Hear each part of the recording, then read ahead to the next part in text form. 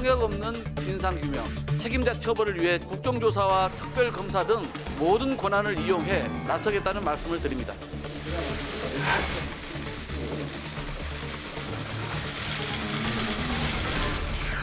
이재명 살리기를 위한 어거지 퍼포먼스에 불과합니다.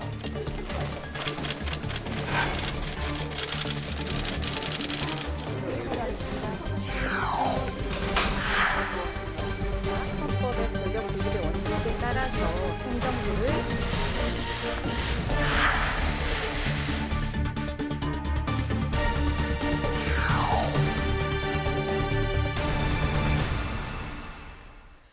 네, 뉴스앤파워 인터뷰 시간입니다. 오늘은 경찰 출신의 삼선 의원 권은희 국민의힘 의원과 함께하겠습니다. 어서 오십시오. 네, 반갑습니다. 안녕하십니까. 권 의원님 하면 여당 소속이신데 당내 쓴소리도 이제 서슴지 않게 하시는 걸로 일단 유명하신데요.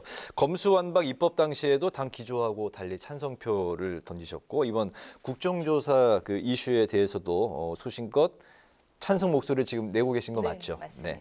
당내에서는 주로 그 좀 반응이 어떻습니까? 당에 있는 분의 개개인의 성품에 따라서 반응을 하시는 것 같은데요. 네. 주호영 원내대표는 합리적이라는 평을 받으시는 분답게 경청하시는 편이고요. 네.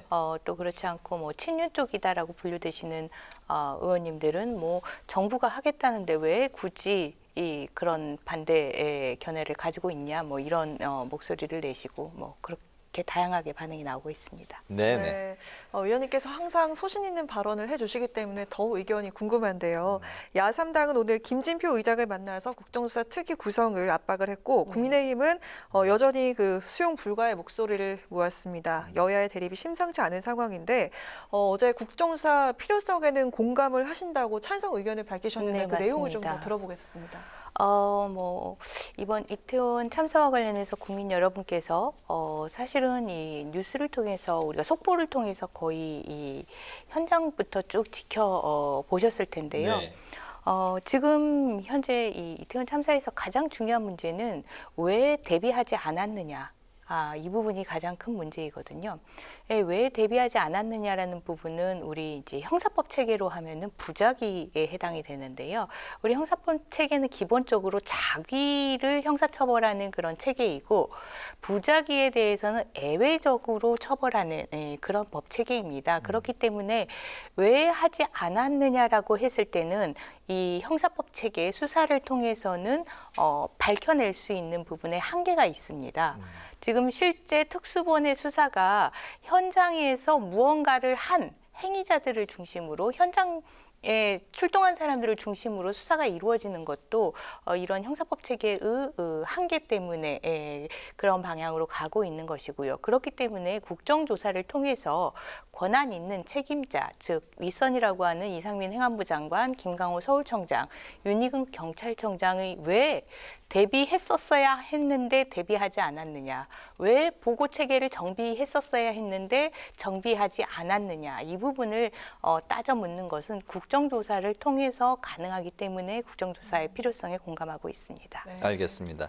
의원님께서는 이제 경찰 수사 과정까지 이제 지내셨고요. 네. 이번 참사의 그 진상규명 과정을 바라보는 입장이 또 그 여러 가지 느낌이 이제 남다르실 것 같습니다. 네.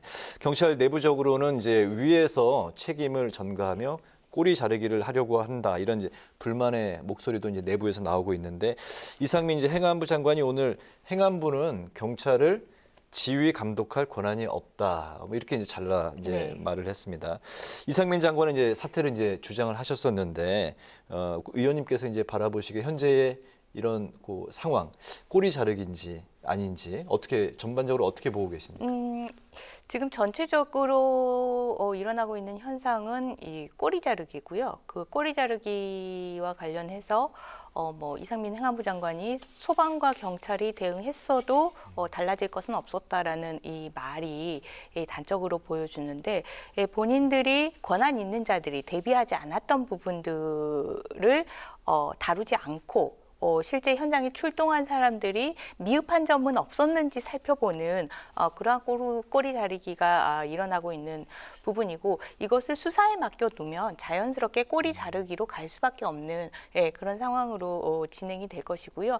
이상민 행안부 장관은 한술 더 떠서 지금 경찰청을 신설할 때와 다르게 경찰에 대한 지휘 감독 권한이 없다, 이렇게 얘기를 하고 있는데요. 네. 경찰청 신설에서도 마찬가지고 지금도 마찬가지지만 행안부 장관이 지금 손안에 쥐고 있는 것이 경찰의 인사권입니다. 이 업무에 대한 지휘권을 뒷받침하는 것이 인사권이고요. 인사권을 장악한다라는 것은 해당 조직을 장악한다라는 것입니다. 당연히 인사권을 장악했다라는 점에 이상민 행안부 장관의 가장 큰 책임이 있는 것이고, 인사권은 경정 이상, 그러니까 지금 알기 쉽게 얘기하면 용산경찰서 정복과장, 네. 그러니까 과장들 이상, 그리고 서장, 그리고 뭐 지금 서울청에 언급되고 있는 그 정보부장, 뭐 이런 그 라인들에 대한 그 인사권이 다 이상민 행안부 장관의 손에 있다. 이렇게 보시면 됩니다. 인사권은 있는데 지휘 감독 권한이 없다. 이게 서로 이렇게 좀 이렇게 매치가 좀 잘 안 되는 부분인 것 같기도 합니다. 그렇기 때문에 제가 경찰국을 신설해서는 안 된다고 얘기하는 게, 인사권과 지휘 감독권이 같이 가야 됩니다. 네. 그래야지 그 일선에서의 현장에서의 업무가 제대로 진행이 될 수 있고, 그 업무에 기반한 인사권의 그 고가 평정이 이루어질 수 있는 거고, 적정한 인사권이 실현될 수가 있는 건데, 네. 지휘 업무에 대한 그 권한, 그리고 업무에 대한 지휘 감독 권한과 인사권을 분리시켜서 행안부 장관이 인사권만 가지고 있다라고 한다면, 해당 조직은 이 인사권만 바라보면서 해바라기를 하면서 알아서 기는 조직이 될 수밖에 없습니다. 알겠습니다. 예. 네. 네. 또 어제 어느 한 매체에서 유족 동의 없이 그 참사 희생자 명단을 공개해서 또 파문이 일었는데, 국민의힘 측은 민주당이 배후에 있다, 그리고 주체가 민주당이다, 이렇게 콕 짚었습니다. 이런 당의 주장에 대해서 동의를 하시는지 여쭙겠습니다. 뭐 배후를 여기서 이야기하는 거는 적절치 않고요. 이 명단과 관련해서는 누차 얘기했지만, 정치나 언론이 나서서 명단을 공개해야 된다, 하면 안 된다, 이렇게 그 유족들에게 뭔가 가이드라인을 주는 방식으로 해서는 안 됩니다. 유족들이 우리 사회의 희생자들을 기억하게 하고 싶은 방식으로 판단하고 결정하시도록 시간을 드리고, 네. 그 결정을 존중하고 따르면 되는 것이고요. 이와 관련해서 명단 공개 당연히 문제 있죠. 문제가 있는데, 그와 관련해서 또 배후설을 들고 나오는 것도 그것도 부적절한 일인 것 같습니다. 네, 유족의 동의 없이 이렇게 이제 한 매체가 그 명단을 공개하는 행위에 대해서는 야권에서도 이제 비판의 목소리가 많이 나오고 있는 네. 것 같습니다. 네. 오늘 그 정진상 비서실장이 검찰에 이제 소환 조사를 받았는데, 그렇기 때문에 다음은 이재명 대표일 것이냐, 네. 더 관측들이 많이 나오고 초미의 관심사인 것 같습니다. 이렇게 되면 이제 전력을 다해서 이제 이재명 대표를 방어하고 있는 민주당에 대해서는 어떻게 바라보고 계실까요? 뭐 민주당에 대해서 보고 있기보다는 지금 검찰의 수사에 대해서 좀 보고 있는데요. 네. 제가 경찰 수사과장 출신이기 때문에 이런 수사를 어떻게 진행하는지 좀 관심 있게 보고 있습니다. 지금 대장동 사업과 관련해서 배임의 구조를 가지고 있는 것은 맞습니다. 그래서 수사했던 사람의 입장으로서는 수사의 필요성이 분명 있는 사업이고요. 네. 예, 그런데 수사를 하다 보면 이 수사가 막히는 부분이 있는데요. 이게 본인이 직접 어떤 이익을 취하거나 본인과 동일시되는 제3자가 이익을 취하지 않으면 배임죄의 구성 요건이 충족되지 않은 그런 이제 수사의 난관에 봉착하게 되는데, 네. 검찰이 이 난관을 뚫고 가는 방식이 이 정치적 공동체라는 개념을 들고 나옵니다. 즉 이재명 대표와 정진상 실장이 정치적 공동체다. 네. 이렇게 해서 그 둘을 동일시하고요. 그리고 정진상 실장이 이 대장동 그 천화동인 1호에 지분을 가지고 있다라고 해서 이 사업에서 직접적인 이익을 보는 그런 구조로 해서 배임죄의 구성 요건을 완성시키는 이런 수사의 방식을 보고 있는데, 이게 지금 사실 이런 수사 방식은 기소권과 수사권이 동시에 있는 검찰만이 할 수 있는 방식이거든요. 예, 그래서 이런 수사와 관련해서는 무리하다라는 평가를 받을 수도 있고, 왜냐하면 경찰 수사는 기소권이 없기 때문에 어떤 구성을 통해서 이런 부분들을 만들어 나갈 수가 없습니다. 증거를 통해서 확인된 사실관계까지만 네. 확인될 수 있는 그런 부분이기 때문에 이 경찰 수사와 비교해서 무리하다라는 이 평가를 받을 수도 있고, 또 악에 대한 그 접근을 철저하게 파헤친다라는 평가도 받을 수가 있는데, 저는 우리 사회가 이 부분에 대해서 좀 이런 방식의 수사에 대해서 좀 고민을 해봐야 되지 않을까 생각을 하고 있습니다. 알겠습니다. 이재명 대표를 비호하고 있는 그 민주당 분위기에 네. 대해서는 어떤 생각을 갖고 계실까요? 민주당과 관련해서는 사실 국민들도 이재명 대표의 이 대장동 사업과 관련된 이 배임적 구조에 대해서는 수사의 필요성을 공감을 하고 있다라고 봅니다. 다만 그와 관련해서 그 무리한 수사가 진행되는 부분에 대해서는 또 국민들이 달리 보겠지만, 기본적으로 수사의 필요성은 공감을 하고 있는 상황이라고 보고, 그래서 민주당이 이 국민들의 인식에는 적어도 맞춰가야 하지 않겠느냐.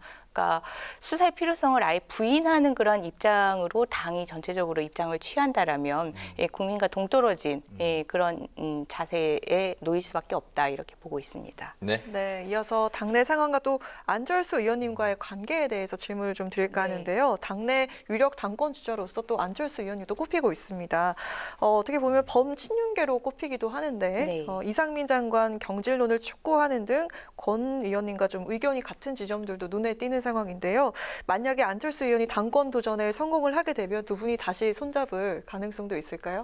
뭐 안철수 대표 개인에 대한 쭉 지금까지 정치를 같이 해오면서 개인에 대해서 가지는 신뢰, 이런 부분들은 앞으로도 계속 되겠지만, 안 네. 대표하고 저하고 국민당 합당할 때 서로 다른 견해를 가졌던, 즉 안 대표는 이 국민의힘이라는 당을 중도적으로 좀 더 개혁하는 그런 활동을 통해서 국민의당의 정신을 계속 이어갈 수 있다라는 그런 판단을 했던 반면, 저는 양당 구조 하에서는 그런 부분들이, 그런 희망은 헛된 기대에 불과하다라는 그런 평가를 했었고, 이런 그 차이점 때문에 어떤 당에서의 활동을 손을 같이 잡는다, 이런 부분들은 앞으로 좀 기대하기 어렵지 않을까, 그렇게 생각합니다. 알겠습니다. 네.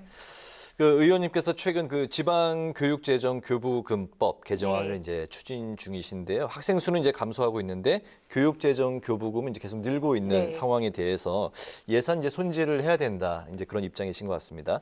법안 내용과 이제 또 계획, 그리고 향후 이제 의원님의 그 앞으로 의정 활동 계획과 포부까지 함께 여쭙겠습니다. 네, 지금 내국세 20.79%라는 고정 비율로 지방교육재정교부금이 이 교부가 되면서, 내국세가 늘어나면서 이 지방교육재정교부금이 늘어나고, 그런데 학생 수까지 줄어들면서 교육재정교부금의 유보금의 비율이 점점 커지고 있는 상황이라서 재정개혁의 필요성이 이제 지금 언급이 되고 있고, 정기국회에서 가장 첨예한 논쟁이 이루어지는 분야라고 예상이 되는데요. 이와 관련해서 저는 이제 지금 현재의 정부를 중심으로 추진하고 있는 개혁안이 고등교육 특별회계를 만들어서 그러니까 지방교육재정 교부금 중에 일부를 떼서 대학을 지원하는 그런 특별회계를 만들겠다라는 이런 안을 제시를 하고 있다라면, 저는 그보다는 이 지방교육재정 교부금에 내국세도 있지만 지방자치단체가 법정으로 지출하는 비율들이 있습니다. 네. 예, 서울시는 10%, 경기도는 5%, 기타 다른 도는 3.6% 정도의 그 법정 지출을 하고 있는데요. 지방자치단체가 사실은 이 어린이 청소년과 관련된 많은 활동들을 하고 있습니다. 뭐 최근에 금산에서 어린이 보호시설에서 등교를 하다가 교통사고가 났지 않습니까? 네. 예. 그 학교 담장 내에서는 지방교육재정 교부금에서 재정 집행이 되지만, 담장 밖은 아이들이 통학로이라고 통학로일지라도 그래서 아이들의 안전과 아주 중요한 밀접한 관계가 있음에도 불구하고 지방교육재정교부금의 재정이 쓰이는 곳이 아니라 자치단체가 재정을 투입해서 이 통학로의 안전을 보호해야 되는 그런 역할을 하는 등 많은 역할을 하고 있는데 그래서 그러한 역할들을 보다 충실하게 할 수 있도록 이 시도의 법정 지출금을 폐지하는 그런 안으로 재정 개혁안을 지금 법안을 준비를 하고 있고요. 앞으로도 좀 더 현실과 현장의 바탕을 두고 이렇게 대안들을 충실히 제안하는 그런 의정 활동을 계속하도록 하겠습니다. 네, 오늘 의원님과 이제 그 인터뷰를 하면서 느낀 건 참 말씀을 정리를 참 잘 하시고 사안을 굉장히 잘 끄집는다 네. 그런 느낌을 받았습니다. 의원님이 이제 그 경찰 공무원으로 이제 시작을 하셨고 현재 그 3선이신데 그동안 이제 새정치민주연합 그리고 이제 바른미래당, 국민의당, 국민의 현재 힘까지 네. 참 그 여러 가지 그동안의 많은 그 정치 변화를 겪으셨던 것 같습니다. 끝으로 이제 드릴 질문이 국회의원 이제 의원님께서 출연하시면 마지막으로 저희가 공통으로 최근에 네. 드리는 질문이 이제 정치인의 스피치, 정치인의 말에 대해서 네. 정치인 국회의원분들은 평소 어떤 소신을 갖고 좀 어떻게 말씀을 하시는지 굉장히 궁금해서 공통 질문을 드리고 있거든요. 정치인으로서 정치는 이제 그 말로 하는 거다라는 이야기가 있지 않습니까? 네. 그렇기 때문에 정치인은 그 자신의 말 속에 정치 철학이 담겨 있을 것 네. 같습니다. 의원님은 평소에 정치인이 되시고 나서 말씀을 하실 때 어떤 걸 좀 염두에 두고 또 정치인의 말은 어때야 된다라고 생각하시는 게 있으실까요? 그거는 이제 좀 정치인의 말에 정치인의 말은 당위로서 어때야 된다라고 하는 부분을 질의를 하셨는데 사실 정치인의 말에 대한 현상, 정치인의 말이 이렇다 지금 네. 이런 현상하고 당위의 차이가 거의 하늘과 땅의 차이라는 포괄해서 생각나시는 걸 말씀해 주시면 라는 되겠습니다. 점에 우리 정치에 문제가 있는 것 같고요. 가장 뭐 최근에 네. 오늘도 뭐 여러 가지 뭐 이야기도 나왔습니다만 장경태 의원의 뭐 네. 그 빈곤 뭐 포르노 뭐 네. 이런 이제 발언도 있었고 네. 네. 정치인의 말의 현상은 지금 뭐 국민들에게 믿고 거른다 정도로 평가되는 것 같습니다. 그냥 믿고 거르는 신뢰할 수 없는 그런 말 정도로 평가가 되는 것 같고요. 하지만 우리 정치인의 말의 당위, 나아가야 할 방향은 네. 저는 섬광, 그러니까 강렬한 빛 내지는 방향을 안내해주는 그런 빛의 역할을 해야 된다라고 생각을 하고 있고요. 그래서 정치인의 말 중에 가장 기억에 남는 게 그 어목했던 시절에 이 YS가 당 모가지를 비틀어도 새벽은 온다. 네. 이 말 한마디로 전 국민을 각성시키는 그런 부분이나 DJ 대통령께서 행동하지 않은 양심은 악의 편이다 라고 전 국민에게 화두를 던지셨던 이런 말이 정치인의 말의 당위라고 생각을 합니다. 알겠습니다. 정치인의 말은 섬광과도 같이 국민에게 빛의 역할을 해야 된다. 네. 알겠습니다. 오늘 그 뉴스앤파워 인터뷰 마치겠습니다. 지금까지 국민의힘 권은희 의원과 오늘 사안에 대해서 이야기를 나눠봤습니다. 오늘 말씀 잘 들었습니다. 감사합니다. 고맙습니다. 감사합니다.